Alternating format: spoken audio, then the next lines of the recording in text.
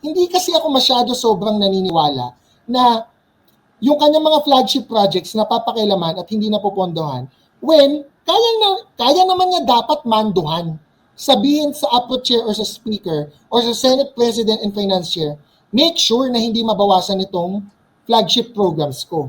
That's one. Second, kung talagang binabawasan ng flagship programs niya na divert to somewhere else, pwede niyang i-veto. Oo, may veto siya, 194 billion, but he can veto more.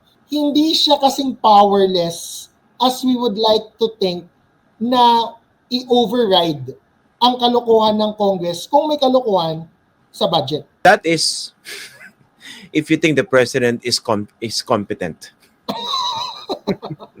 Na talagang hands-on sa mga nangyari na yan. 'Di ba? Talagang tinututukan niya. Kasi nga, paano kung napaka-incompetent mo? Medyo weak ka. Talagang makakalusot yung mga bagay na yan.